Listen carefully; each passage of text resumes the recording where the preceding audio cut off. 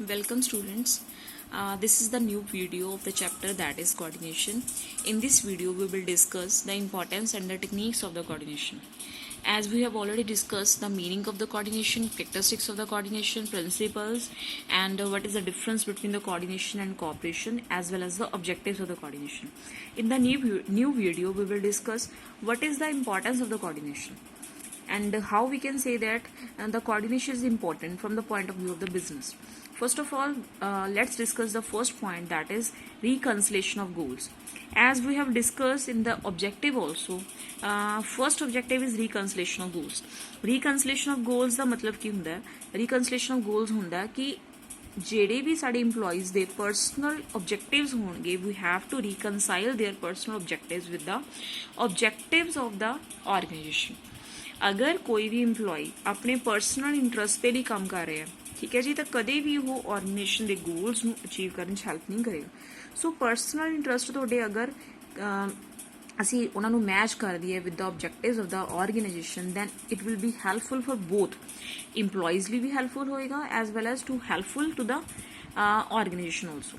ਠੀਕ ਹੈ ਜੀ। ਸੋ ਰੀਕਨਸਿਲੇਸ਼ਨ ਆਫ ਗੋਲਸ ਦਾ ਹੋਣਾ ਬਹੁਤ ਜ਼ਰੂਰੀ ਹੈ ਜਦੋਂ ਵੀ ਅਸੀਂ ਇੰਪੋਰਟੈਂਸ ਆਫ ਕੋਆਰਡੀਨੇਸ਼ਨ ਦੀ ਗੱਲ ਕਰਦੇ ਹਾਂ। ਐਂਡ ਕੋਆਰਡੀਨੇਸ਼ਨ ਜਿਹੜਾ ਹੋਏਗਾ ਸਾਨੂੰ ਇੰਪੋਰਟੈਂਟ ਮਤਲਬ ਰੀਕਨਸਿਲੇਸ਼ਨ ਕਰਨ ਦੇ ਲਈ ਇੰਪੋਰਟੈਂਟ ਬੇਸ ਪ੍ਰੋਵਾਈਡ ਕਰਦਾ। ਠੀਕ ਹੈ ਜੀ।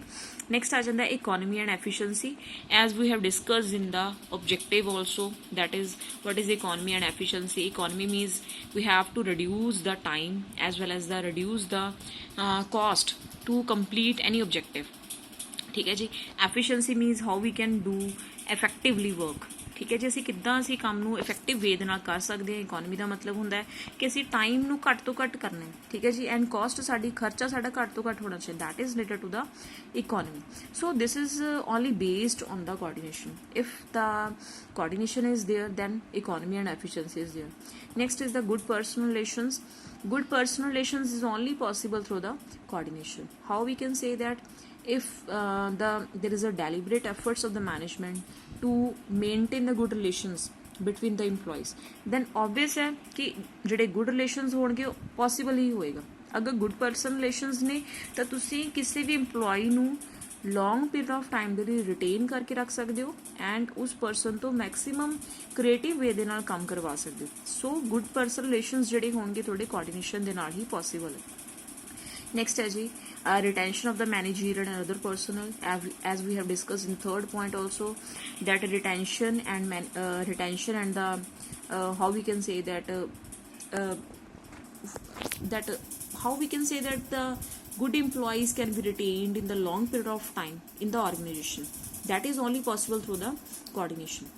ठीक है जी। सो आप ये मान के चलांगे कि अगर थोड़े इंप्लॉइज़ के आपस गुड रिलेशनस ने एंड गुड वर्किंग कंडीशनस तुसी प्रोवाइड कर रहे हो अपने इंप्लॉइज़ ਨੂੰ, ਤਾਂ ਤੁਹਾਡੇ ਜਿਹੜੇ ਇੰਪਲੋਈਜ਼ ਹੋਣਗੇ, ਠੀਕ ਹੈ ਜੀ, ਹਮੇਸ਼ਾ ਲੌਂਗ ਪੀਰੀਅਡ ਆਫ ਟਾਈਮ ਵਾਸਤੇ ਕੰਮ ਕਰਨਗੇ ਐਂਡ ਹਮੇਸ਼ਾ ਬੈਨੀਫਿਟ ਵਾਸਤੇ ਕੰਮ ਕਰਨਗੇ ਤੁਹਾਡੀ ਆਰਗੇਨਾਈਜੇਸ਼ਨ ਦੇ ਵਿੱਚ।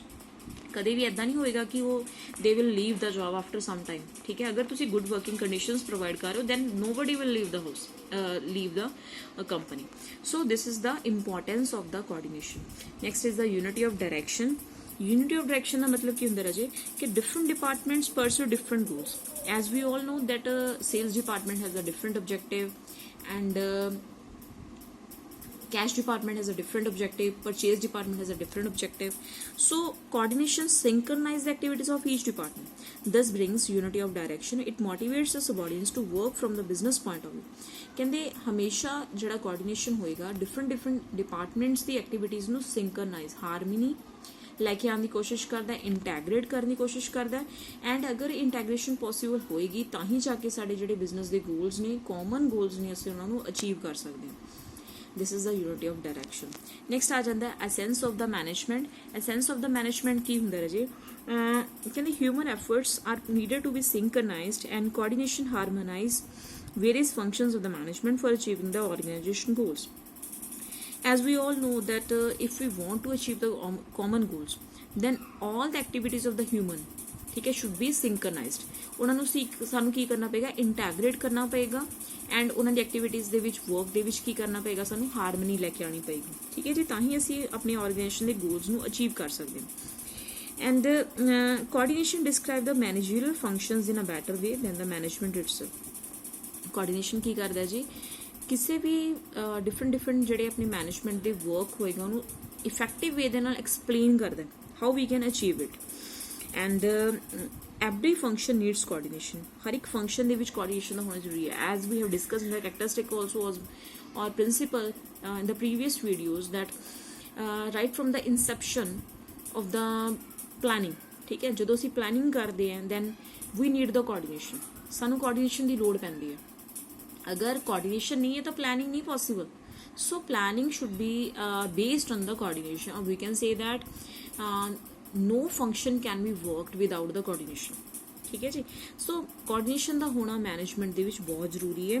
ਕਹਿੰਦੇ ਰੀਜ਼ਨਸ ਕੀ ਹੋਣਗੇ ਕਿ ਅਸੀਂ ਕੋਆਰਡੀਨੇਸ਼ਨ ਨੂੰ as an essence of the management treat ਕਰਦੇ ਹਾਂ। ਅਸੈਂਸ ਦਾ ਮਤਲਬ that is important term from the point of view of the management. First of all, reason that as coordination, management also tries to correlate various managerial functions for achieving the desired goals of the business enterprise. ਕਹਿੰਦੇ coordination ਦੇ ਨੂੰ ਅਗਰ ਅਸੀਂ ਦੇਖਦੇ ਹਾਂ, ਇਹਦੀ importance ਦੇਖਦੇ ਹਾਂ, ਤਾਂ ਹਮੇਸ਼ਾ ਮੈਨੇਜਮੈਂਟ ਕੀ ਕਰਦਾ ਹੈ, ਮੈਨੇਜਮੈਂਟ ਹਮੇਸ਼ਾ ਟਰਾਈ ਕਰੇਗਾ ਕਿ ਜਿੰਨੇ ਵੀ ਸਾਡੇ ਮੈਨੇਜਰੀਅਲ ਫੰਕਸ਼ਨਸ ਨੇ ਉਹਨਾਂ ਨੂੰ ਅਸੀਂ ਕੋਰਿਲੇਟ ਕਰ ਦਈਏ, ਠੀਕ ਹੈ ਜੀ, ਤਾਂ ਕਿ ਸਾਡੇ ਜਿਹੜੇ ਡਿਫਰੈਂਟ ਗੋਲਸ ਨੇ ਬਿਜ਼ਨਸ ਐਂਟਰਪ੍ਰਾਈਜ਼ ਦੇ ਉਹਨਾਂ ਨੂੰ ਅਸੀਂ ਅਚੀਵ ਕਰ ਸਕੀਏ। ਸੋ ਅਚੀਵਮੈਂਟ ਜਿਹੜੀ ਹੋਏਗੀ ਉਹ ਹਮੇਸ਼ਾ ਕਿਹਦੀ ਹੈਲਪ ਦੇ ਨਾਲ ਪੋਸੀਬਲ ਹੈ, ਕੋਆਰਡੀਨੇਸ਼ਨ ਦੀ ਹੈਲਪ ਦੇ ਨਾਲ ਪੋਸੀਬਲ ਹੈ। ਨੈਕਸਟ ਆ ਜਾਂਦਾ ਹੈ every business needs some objectives to be fulfilled. ਕਹਿੰਦੇ ਬਿਜ਼ਨਸ ਨੂੰ ਹਮੇਸ਼ਾ ਕੀ ਚਾਹੀਦਾ ਜੀ, ਹਮੇਸ਼ਾ ਬਿਜ਼ਨਸ ਦੀ ਇਹ ਨੀਡ ਹੁੰਦੀ ਹੈ ਕਿ ਕੋਈ ਨਾ ਕੋਈ ਆਬਜੈਕਟਿਵਸ ਉਹਨਾਂ ਦੇ ਫੁਲਫਿਲ ਹੋ ਸਕਣ। For this various functions are undertaken which comprise of different sub functions and activities, ਜਿਸ ਦੇ ਵਿੱਚ ਕੀ ਹੁੰਦਾ ਹੈ ਕਿ ਅਲੱਗ-ਅਲੱਗ ਤਰ੍ਹਾਂ ਦੇ ਫੰਕਸ਼ਨਸ ਜਿਹੜੇ ਹੁੰਦੇ ਨੇ ਕੰਪਲੀਟ ਕੀਤੇ ਜਾਂਦੇ ਨੇ, ਜਾਂ ਸਬ ਫੰਕਸ਼ਨਸ ਜਾਂ ਹੁੰਦੇ ਨੇ, ਜਾਂ ਐਕਟੀਵਿਟੀਜ਼ ਜਿਹੜੀਆਂ ਹੋਣਗੀਆਂ ਪਰਫਾਰਮ ਕੀਤੇ ਜਾਣਗੀਆਂ।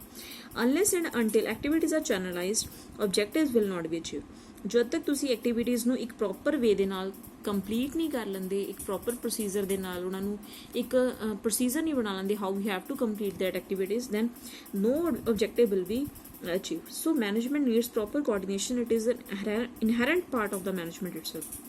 ਸੋ ਇਹ ਮੰਨ ਕੇ ਚੱਲਾਂਗੇ ਕਿ ਮੈਨੇਜਮੈਂਟ ਦੇ ਲਈ ਪ੍ਰੋਪਰ ਕੋਆਰਡੀਨੇਸ਼ਨ ਦਾ ਹੋਣਾ ਬਹੁਤ ਜ਼ਰੂਰੀ ਹੈ। ਐਂਡ ਇਸ ਨੂੰ ਆਪਾਂ ਕੀ ਮੰਨਾਂਗੇ, ਇੰਪੋਰਟੈਂਟ ਪਾਰਟ ਮੰਨਾਂਗੇ ਮੈਨੇਜਮੈਂਟ ਦਾ as a different point of view ਦੇ ਨਾਲ, ਠੀਕ ਹੈ ਜੀ। ਸੋ ਆਪਾਂ ਇਹ ਨਹੀਂ ਕਹਾਂਗੇ ਕਿ ਕੋਆਰਡੀਨੇਸ਼ਨ ਤੋਂ ਬਿਨਾ ਆਬਜੈਕਟਿਵ ਨਹੀਂ ਪੂਰਾ ਹੋਏਗਾ, this is the basic term. So essence of the management ਦੇ ਵਿੱਚ ਆਪਾਂ ਸੈਕਿੰਡ ਪੁਆਇੰਟ ਹੀ ਮੰਨਾਂਗੇ ਕਿ ਕਿਸੇ ਵੀ ਆਬਜੈਕਟਿਵਸ ਨੂੰ ਪੂਰਾ ਕਰਨ ਦੇ ਲਈ ਸਾਡੀ ਫਰਸਟ ਨੀਡ ਕੀ ਹੋਏਗੀ, we have to coordinate or correlate all the activities or functions of the organization. Next, if the activity is performed without harmonizing it with other activities, it will create the chaos and the mismanagement. ਅਗਰ ਕੋਈ ਵੀ activity ਬਿਨਾਂ ਕਿਸੇ ਹਾਰਮੋਨਾਈਜ਼ਿੰਗ activities ਦੇ ਨਾਲ perform ਕੀਤੀ ਜਾ ਰਹੀ ਹੈ ਤਾਂ ਉਹਦੇ ਨਾਲ ਕੀ ਹੋਏਗਾ ਰਾਜੇ, ਉਸ ਦੇ ਨਾਲ ਇਹੀ ਹੋਏਗਾ ਕਿ ਮਿਸਮੈਨੇਜਮੈਂਟ ਹੋਏਗੀ, ਡਿਸਟਰਪਸ਼ਨ ਹੋਏਗੀ ਐਕਟੀਵਿਟੀਜ਼ ਦੇ ਵਿੱਚ। On the other hand, if every activity is undertaken considering the other activities, results will be sound. ਕਹਿੰਦੇ ਅਗਰ ਕੋਈ ਵੀ ਤੁਸੀਂ ਐਕਟੀਵਿਟੀ ਪਰਫਾਰਮ ਕਰ ਰਹੇ ਹੋ ਤਾਂ ਤੁਸੀਂ ਦੂਸਰੀ ਐਕਟੀਵਿਟੀ ਨੂੰ ਧਿਆਨ 'ਚ ਰੱਖ ਰਹੇ ਹੋ। ਅਗਰ ਤੁਸੀਂ ਸੇਲਸ ਐਕਟੀਵਿਟੀ, ਸੇਲਸ ਡਿਪਾਰਟਮੈਂਟ ਦੁਆਰਾ ਆਬਜੈਕਟਿਵ ਪੂਰੇ ਕੀਤੇ ਜਾ ਰਹੇ ਨੇ, ਠੀਕ ਹੈ, ਸੇਲਸ ਡਿਪਾਰਟਮੈਂਟ ਦਾ ਆਬਜੈਕਟਿਵ ਕੀ ਹੈ, ਅਸੀਂ ਸੇਲਸ ਨੂੰ ਇਨਕਰੀਜ਼ ਕਰਨਾ ਹੈ, ਠੀਕ ਹੈ, ਸਾਡੀ ਮੈਕਸਿਮਮ ਸੇਲ ਹੋਣੀ ਚਾਹੀਦੀ ਹੈ ਮਾਰਕੀਟ ਦੇ ਵਿੱਚ। And cash department the Ki objective ਹੈ ਕਿ ਅਸੀਂ ਨੇ ਜਿਹੜੇ ਰॉ ਮਟੀਰੀਅਲ ਬਾਏ ਕਰਨਾ ਹੈ should be bought at the lowest prices, ਠੀਕ ਹੈ, ਅਸੀਂ ਬਾਏ ਕਰਨਾ ਹੈ ਬਟ ਸਾਨੂੰ ਲੋਐਸਟ ਪ੍ਰਾਈਸਿਸ ਤੇ ਮਿਲਣਾ ਚਾਹੀਦਾ। ਸੋ ਅਗਰ ਇਹ ਦੋ ਡਿਪਾਰਟਮੈਂਟਸ ਦੀ ਆਪਸ ਦੇ ਵਿੱਚ ਐਕਟੀਵਿਟੀਜ਼ ਮੈਚ ਕਰਨਗੇ ਤਾਂ ਹੀ ਜਾ ਕੇ ਸਾਡੇ ਕਾਮਨ ਗੋਲਸ ਜਿਹੜੇ ਹੋਣਗੇ ਪੂਰੇ ਹੋਣਗੇ, ਠੀਕ ਹੈ ਜੀ। So on the other hand, if every activity is undertaken considering the other activities, results will be sound. So there is a need of the coordination for setting everything right.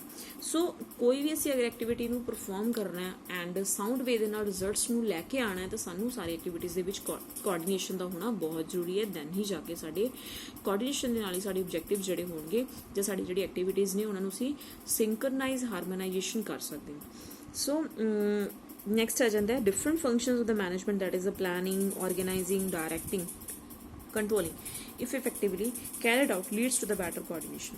ਕਹਿੰਦੇ ਅਗਰ ਅਸੀਂ ਡਿਸਕਸ ਵੀ ਕੀਤਾ ਸੀ ਰਾਜੇ principals ਦੇ ਵਿੱਚ ਕਿ ਇਨਸੈਪਸ਼ਨ of the management, ਠੀਕ ਹੈ, ਫੰਕਸ਼ਨਸ, ਜਦੋਂ ਵੀ ਅਸੀਂ ਇਨਸੈਪਸ਼ਨ ਦੀ ਗੱਲ ਕਰਦੇ ਹਾਂ, ਬਿਗਨਿੰਗ ਦੀ ਗੱਲ ਕਰਦੇ ਹਾਂ, ਹਮੇਸ਼ਾ ਕੋਆਰਡੀਨੇਸ਼ਨ ਦੀ ਜ਼ਰੂਰਤ ਪੈਂਦੀ ਹੈ। ਪਲੈਨਿੰਗ ਦੇ ਵਿੱਚ ਵੀ, ਆਰਗੇਨਾਈਜ਼ਿੰਗ ਦੇ ਵਿੱਚ ਵੀ, ਡਾਇਰੈਕਟਿੰਗ ਦੇ ਵਿੱਚ ਵੀ, ਕੰਟਰੋਲਿੰਗ ਦੇ ਵਿੱਚ ਵੀ, ਠੀਕ ਹੈ ਜੀ। ਅਗਰ ਅਸੀਂ ਇਹਨਾਂ ਨੂੰ ਪ੍ਰੋਪਰਲੀ ਇਫੈਕਟਿਵਲੀ ਕੈਰੀਡ ਆਊਟ ਕਰਨਾ ਤਾਂ ਹਮੇਸ਼ਾ ਕੋਆਰਡੀਨੇਸ਼ਨ ਦੀ ਲੋੜ ਪਏਗੀ।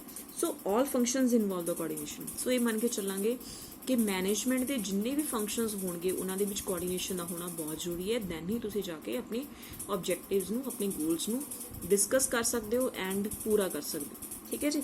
ਸੋ these are the essence of the management, or we can say this is the topic related to the importance of the coordination. Thank you so much.